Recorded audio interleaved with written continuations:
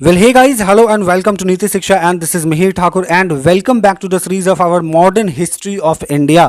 देखो कुछ समय से इस सीरीज में जो है वो लेक्चर नहीं आ रही थी मॉडर्न हिस्ट्री वाले सीरीज में हम लोगों की, बट अब जो है जितने भी लेक्चर छूटे हुए उन सभी को हम लोग जल्द से जल्द कवर करेंगे। रेगुलर जो है वो लेक्चर्स आएंगी। पिछले वीडियोस में हम लोगों ने इस सीरीज़ के पिछले वीडियोस में जो कवर किया है द क्राउन रूल से हम लोगों ने शुरू किया था, यानी कि गवर्नमेंट ऑफ इंडिया एक्ट 1858, फिर हम लोगों ने 1861, फिर 1892 को कवर किया। ये सारे एक्ट्स हम लोगों ने कवर किए, इन सभी एक्ट्स के फीचर्स को देखा, प्रोविजंस को देखा और काफ़ी चीज़ें जो है हम लोगों ने सीखी और समझी। जिन लोगों ने उस वीडियोस को नहीं देखा है जाकर के देख लो, लिंक डिस्क्रिप्शन में है सारे लेक्चर्स का और प्लेलिस्ट का, वहाँ जाकर के देखो, क्योंकि आगे की लेक्चर्स आपको तभी समझ में आएंगी जब आपका जो है बैकग्राउंड वहाँ से क्लियर होगा। बेसिक जो भी चीज़ें वहाँ पे हुई थी, पहले क्या क्या हुआ, तब जाकर के आपका आगे जो है वो क्लियर होगा। ओके और अगर आपको लेक्चर्स पसंद आ रहा है तो आप कमेंट करके मुझे बता सकते हैं, ताकि मैं अगर आपको इससे पहले की जो एक्ट्स है, जैसे कि क्राउन रूल से हम लोगों ने शुरू किया, तो जो शुरुआती स्टार्टिंग जो हुआ था ब्रिटिश इंडिया का हमारे इंडिया में, तो वहाँ से कंपनी रूल चली थी। ठीक है, ईस्ट इंडिया कंपनी का जो स्थापना हुआ भारत के अंदर में 1600 के बाद से, उसके बाद जो रेगुलेटिंग एक्ट 1773 आई और उसके बाद से जितने भी एक्ट्स हुए, यानी कि क्राउन रूल तक के जो पीछे की जो भी कहानियां हैं, उस पर अगर लेक्चर चाहिए आप कमेंट बॉक्स में पूछ सकते हो, कमेंट बॉक्स में बता सकते हो, फिर हम लोग उस पर भी एक सेपरेट लेक्चर्स लेकर के आएंगे। आज की वीडियो हम लोग कवर करने वाले हैं इंडियन काउंसिल एक्ट 1909 को, जिसको कि मॉर्ले मिंटो रिफॉर्म्स के नाम से भी जाना जाता है। ठीक है, अब मॉर्ले मिंटो रिफॉर्म्स क्यों कहा जाता है और इस एक्ट की क्या क्या प्रोविजंस हैं, क्या क्या जो है इस एक्ट के फीचर्स हैं, उन सभी को हम लोग आज डिस्कस करेंगे। तो शुरू करते हैं आज के वीडियो को। So let's begin.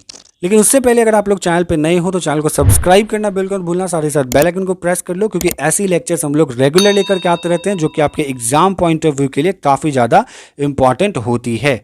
तो आप बढ़ते हैं लेक्चर की तरफ। ओके तो शुरुआत करेंगे हम लोग इस एक्ट के फीचर्स से। ठीक है, इस एक्ट के फीचर्स को हम लोग समझेंगे कि 1909 का जो एक्ट था इंडियन काउंसिल एक्ट, जिसको कि मॉर्ले मिंटो रिफॉर्म्स के भी नाम से जाना जाता है। क्यों? क्योंकि देखो उस टाइम में जब ये एक्ट पास करवाया गया था और जिसमें जो प्रोविजंस बनाए गए थे, उस वक्त जो है लॉर्ड मॉर्ले जो है उस वक्त सेक्रेटरी ऑफ स्टेट थे इंडिया के। ठीक है, पहले वाले वीडियोस लेक्चर्स में, इस सीरीज के पहले लेक्चर्स में हम लोगों ने बात करी थी कि कैसे गवर्नर जनरल के पोस्ट को चेंज करके जो है वो वाइस रॉय का पोस्ट जो है वो बना दिया गया था। तो उसके बाद हम लोगों ने सेक्रेटरी ऑफ स्टेट्स की भी पोस्ट को समझा था पिछले लेक्चर्स में। तो जो लोग नहीं देखे हो जाकर के देख लो। तो सेक्रेटरी ऑफ स्टेट उस वक्त मॉर्ले थे और जो लॉर्ड मिंटो थे उस वक्त वो वाइस रॉय ऑफ इंडिया थे। तो इन दोनों के ही टाइम में ये एक्ट आया, ये प्रोविजंस बनी, तो इसलिए इसको मॉर्ले मिंटो रिफॉर्म्स भी कहा जाता है। आगे हम लोग इस एक्ट के पहले फीचर्स के बारे में जानेंगे कि इस एक्ट में पहला क्या प्रोविज़न था। देखो सबसे पहला प्रोविज़न ये था कि लेजिस्लेटिव काउंसिल जो थी सेंट्रल की और प्रोविंशियल की, प्रोविंशियल यानी कि जो स्टेट, जो प्रांत उस वक्त बटी हुई थी भारत के अंदर में, उसको प्रोविंशियल कहते हैं। तो दोनों जगह पे ना लेजिस्लेटिव काउंसिल था और एग्जीक्यूटिव काउंसिल था। ठीक है, जिसमें हम लोग लेजिस्लेटिव काउंसिल की बात कर रहे हैं। तो लेजिस्लेटिव काउंसिल के अंदर में क्या हुआ कि उसका साइज को इंक्रीज किया गया, बढ़ाया गया, यानी कि जो मेंबर्स थे उस काउंसिल के अंदर में उनके नंबर्स को बढ़ाया गया। ठीक है, तो सेंट्रल लेजिस्लेटिव काउंसिल की अगर हम बात करें तो उसमें 16 मेंबर्स को बढ़ा करके 60 मेंबर कर दिया गया। ठीक है, याद रखना सेंट्रल लेजिस्लेटिव काउंसिल के मेंबर्स को 16 से बढ़ा के 60 कर दिया गया।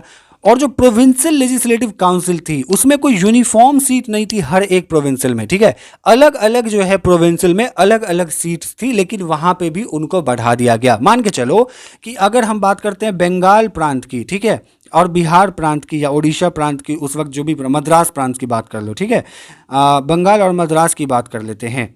तो मान लो कि बंगाल में 12 जो है वो legislative council, provincial legislative council 12 member थे, तो उसको बढ़ा करके फॉर एग्जांपल अगर 20 किया गया तो बढ़ा।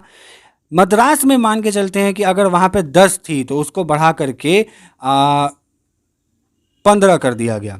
तो ऐसे बढ़ी, है ना, यूनिफॉर्म नहीं थी लेकिन कुछ बढ़ा, सब जगह जो है वो चेंजेस लाई गई, इंक्रीज किया गया मेंबर्स को।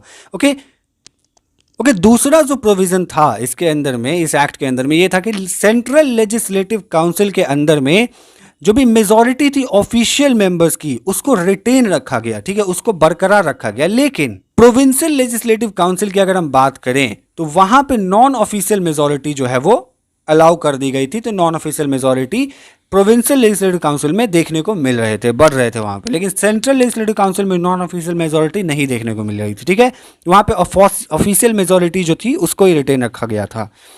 It enlarge the deliberative function of legislative council. देखो, लेजिस्लेटिव काउंसिल का जो डेलिबरेटिव फंक्शन है उसको इनलार्ज किया गया। डेलिबरेटिव फंक्शन क्या, जैसे कि वहाँ पे जो भी मेंबर्स थे उनको ये अलाउ किया गया, ये उनको थोड़ा एम्पावर किया गया कि अब उनको हक दिया गया कि वो सप्लीमेंट्री क्वेश्चन वहाँ पे पूछ सकते हैं। काउंसिल के अंदर में कोई चीज़, मान के चलो कोई कानून बनना रहा या किसी भी तरीके का कोई नियम बना, कोई रूल्स ऑर्डिनेंस पास की गई, तो उस पर वहाँ की मेंबर्स को अब ये राइट्स दिया गया कि वो उस पर सप्लीमेंट्री क्वेश्चन पूछ सकते हैं, सवाल खड़ा कर सकते हैं।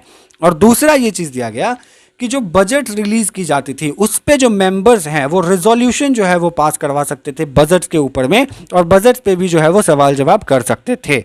ओके, उसके बाद यहाँ पे देखने को मिला कि पहली बार जो है इस काउंसिल के अंदर में, याद रखना, एग्जीक्यूटिव काउंसिल, अब हम लोग बात किसकी कर रहे हैं, एग्जीक्यूटिव काउंसिल, लेजिस्लेटिव काउंसिल की नहीं, एग्जीक्यूटिव काउंसिल की बात कर रहे हैं अब हम लोग।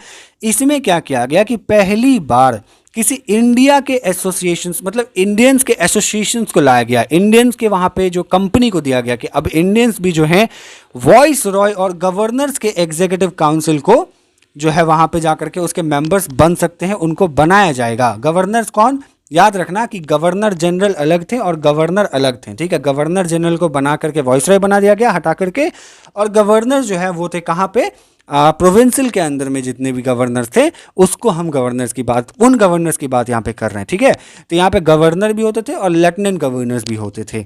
तो इसी गवर्नर और वॉइसरॉय की जो एग्जीक्यूटिव काउंसिल थी वहाँ पे इंडियंस के मेंबरशिप को भी पहली बार लाया गया, और जो पहले इंडियन थे वो थे सत्येंद्र प्रसाद सिन्हा। ठीक है, सत्येंद्र प्रसाद सिन्हा को पहला इंडियन थे जो कि ज्वाइन किए यहाँ पे वॉइस रॉय एग्जीक्यूटिव काउंसिल को। ठीक है, वॉइस रॉय की जो एग्जीक्यूटिव काउंसिल था वहाँ पे पहले इंडियंस की क्वेश्चन में अगर पूछा जाए तो याद रखना सत्येंद्र प्रसाद सिन्हा, और इनको जो है एज अ लॉ मिनिस्टर यहाँ पे अपॉइंट किया गया था। ओके, यहाँ तक क्लियर है। देखो, अब यहाँ पे एक बहुत ही अजीब सा, बहुत वियर्ड सा का प्रोविजंस इसके अंदर डाल दिया गया कि सेपरेट जो है इलेक्टोरेट बनाया गया। ठीक है, यहाँ पे पहली बार कम्युनल रिप्रेजेंटेशन का जो है इंट्रोडक्शन किया गया। पहली बार कम्युनल रिप्रोडक्शन क्या होता है यहाँ पे लेकर के आया गया, जिसमें बात करी गई हिंदूज और मुस्लिम्स के अलग अलग सेपरेट इलेक्टोरेट की जो है कंसेप्ट को इंट्रोड्यूस किया गया, जिसके अंदर था कि जितने भी मुस्लिम मेंबर्स चुन करके जाएंगे, इलेक्ट होकर के जाएंगे, वो सिर्फ और सिर्फ मुस्लिम वोटर्स के वोट से ही जाएंगे। ठीक है, मतलब मुस्लिम वोटर्स मुस्लिम मेंबर्स को ही वोट करेगी और हिंदू मेंबर्स जो है वो हिंदू मेंबर्स को वोट करेंगे, मतलब हिंदू जो लोग होंगे वो हिंदू मेंबर्स को वोट करेंगे। तो पहली बार यहाँ पे देखा गया कि कम्युनलिज्म जो है वो लीगलाइज दिखने लगी। ठीक है, दिखने लगा कि कानून के अंदर में साफ साफ कम्युनलिज्म को प्रमोट किया गया। और जो लॉर्ड मिंटो थे, ठीक है, ये जो लॉर्ड मिंटो थे, इनको जो है वहाँ पे कम्युनल इलेक्टोरेट का फादर कहा गया। ठीक है, तो ये याद रखना, हिस्ट्री से अगर कोई क्वेश्चन बने या पॉलिटी से क्वेश्चन बनेगी कि who was the father of communal electorate, याद रखना लॉर्ड मिंटो। और पहली बार इन्होंने ही कम्युनल रिप्रेजेंटेशन, कम्युनल इलेक्टोरेट का जो है सेपरेट इलेक्टोरेट हिंदू मुस्लिम के लिए 1909 की इंडियन काउंसिल एक्ट, जिसको पार्लियामेंट्री रिफॉर्म्स के नाम से भी जाना जाता है, उसमें इन्होंने इंट्रोड्यूस किया था। लास्ट इसका जो प्रोविजन है यहाँ पे दी गई थी कि यहाँ पे सेपरेट रिप्रेजेंटेशन भी देखने को काउंसिल्स के अंदर में मिली थी। जैसे कि जितने भी कॉरपोरेशंस थे, प्रेसिडेंसी के अंदर में जितने भी कॉरपोरेशन थे उसके मेंबर्स को, और जो चैम्बर ऑफ कॉमर्स था, ठीक है, ईस्ट इंडिया कंपनी के अंदर में चैम्बर ऑफ कॉमर्स था, उसके मेंबर्स को, यूनिवर्सिटीज़ के अंदर के जो प्रोफेसर्स मेंबर्स थे वहाँ के, और जो जमींदार थे उनको भी जो यहाँ पे सेपरेट रिप्रेजेंटेशन इस काउंसिल्स में दी गई। तो ये सारी चीज़ें जो हैं 1909 के एक्ट में हुआ था, इंडियन काउंसिल एक्ट में। साथ ही साथ इसको पार्लियामेंट्री रिफॉर्म्स भी इसलिए कहा गया, जो कि मैंने आपको पहले ही बता दिया। आई होप आपको सारी कंसेप्ट जो वो समझ में आ गई होंगी। कोई क्वेरीज हैं आप कमेंट बॉक्स में पूछ सकते हो। I will definitely try to solve your queries. और अगर वीडियोस पसंद आ रहा है, लेक्चर्स पसंद आए, तो चैनल को सपोर्ट करना बिल्कुल मत भूलो। सब्सक्राइब करो, लाइक करो, जितना ज़्यादा हो सके उतना शेयर करो, ताकि आप जितना ज़्यादा हमें सपोर्ट करोगे हम लोग उतना नए नए कोर्सेज को लेकर के आएंगे आप लोगों के लिए। So see you in the next one. Goodbye, take care. Mihir Thakur signing of.